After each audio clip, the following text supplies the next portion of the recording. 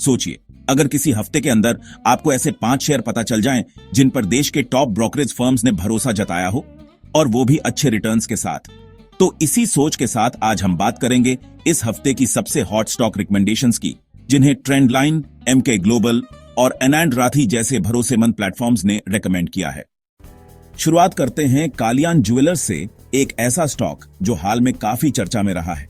अभी इसका प्राइस 548 रुपये और 10 पैसे है और ट्रेंडलाइन के मुताबिक इसका टारगेट प्राइस 631 रुपये और 25 पैसे रखा गया है, यानी करीब 15% का अपसाइड।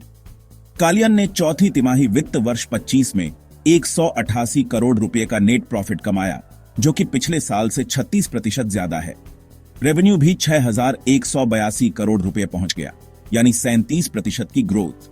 और इसी के साथ वित्त वर्ष 25 में कंपनी ने 25,045 करोड़ रुपए का टोटल रेवेन्यू और 714 करोड़ रुपए का सालाना प्रॉफिट दर्ज किया। इतना ही नहीं, ₹1.50 प्रति शेयर का डिविडेंड भी अनाउंस किया गया है, जिससे कंपनी की फाइनेंशियल हेल्थ पर इन्वेस्टर्स का कॉन्फिडेंस और भी बढ़ गया है। अब बात HPCL यानी हिंदुस्तान पेट्रोलियम की, एमके ग्लोबल ने इसे बाई रेटिंग दी है और टारगेट प्राइस रखा है 500 रुपए। अभी ये स्टॉक 389 रुपये और 65 पैसे पर ट्रेड कर रहा है, यानी करीब 28% का अपसाइड। वित्त वर्ष 25 में HPCL ने 4,66,346 करोड़ रुपए की रेवेन्यू और 7,365 करोड़ रुपए का प्रॉफिट रिपोर्ट किया। हालांकि चौथी तिमाही में 3,415 करोड़ रुपए का लॉस हुआ, जिसकी वजह LPG के अंडर रिकवरीज और पेट्रोम से रिलेटेड कमजोरी रही।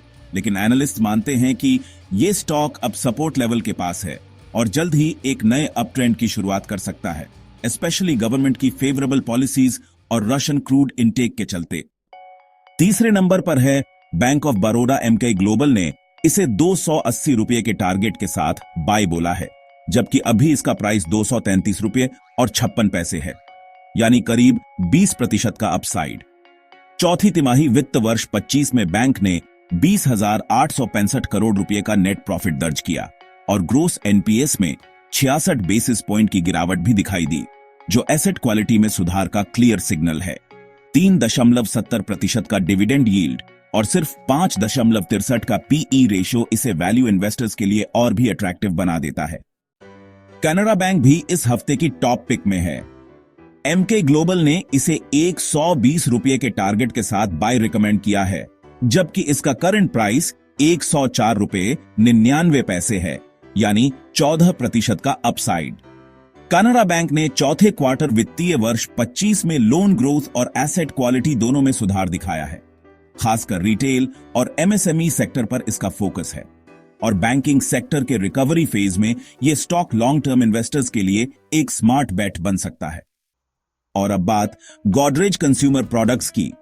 एनैंड राथी ने इसे 1,430 रुपये का टारगेट दिया है, जबकि इसका करंट प्राइस 1,272 रुपये और 70 पैसे है, यानी लगभग 12% अपसाइड। गोदरेज के पास गुड नाइट, हिट और सिंथोल जैसे मजबूत ब्रांड्स हैं और इनोवेशन पर फोकस भी है। चौथे क्वार्टर वित्त वर्ष 25 में सॉलिड डिमांड और प्रोडक्ट एक्सपेंशन ने इसके परफॉर्मेंस को और इंप्रूव किया है। FMCG सेक्टर में अर्बनाइजेशन और राइजिंग इनकम लेवल्स जैसी मैक्रो ट्रेंड्स इसे सपोर्ट कर रहे हैं। लेकिन दोस्तों, यह जरूरी है कि आप सिर्फ रेकमेंडेशंस पर डिपेंड ना करें, क्योंकि हर स्टॉक के साथ रिस्क भी होता है। जियोपॉलिटिकल टेंशंस, मार्केट वॉलेटिलिटी और वैल्यूएशन कंसर्न्स जैसे फैक्टर्स हमेशा ध्यान में रखने चाहिए। कालियान ज्वेलर्स का हाई PE रेशियो एक कॉशन सिग्नल है और HPCL का चौथे क्वार्टर का लॉस भी ये दिखाता है कि हर अपॉर्चुनिटी के साथ चैलेंजेस भी आते हैं।